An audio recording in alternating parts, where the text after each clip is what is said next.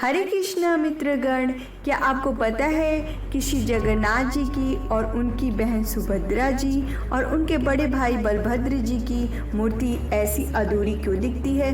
तो आइए इसी बारे में कुछ तथ्य जान लेते हैं। शास्त्रों के अनुसार विश्वकर्मा जी जब बूढ़े बढ़ई के रूप में मूर्ति बना रहे थे, तब राजा इंद्रयुमन के सामने शर्त रखी कि वे दरवाजा बंद करके मूर्ति बनाएंगे और जब तक मूर्तियां नहीं बन जाती तब तक अंदर कोई प्रवेश नहीं करेगा।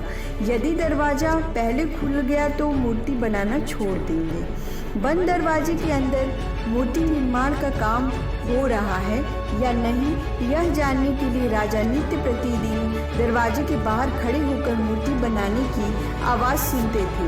एक दिन राजा को अंदर से कोई आवाज़ सुनाई नहीं दी तो उनको लगा कि विश्वकर्मा जी काम छोड़कर चले गए हैं। राजा ने दरवाजा खोल दिया और शर्त अनुसार विश्वकर्मा जी वहां से गायब हो गए। भगवान जगन्नाथ जी और बलभद्र और सुभद्रा जी की मूर्ति अधूरी ही रह गई। उसी दिन से आज तक मूर्तियां इसी रूप में यहाँ विराजमान हैं और उसी रूप में यहाँ पूजी जाती है।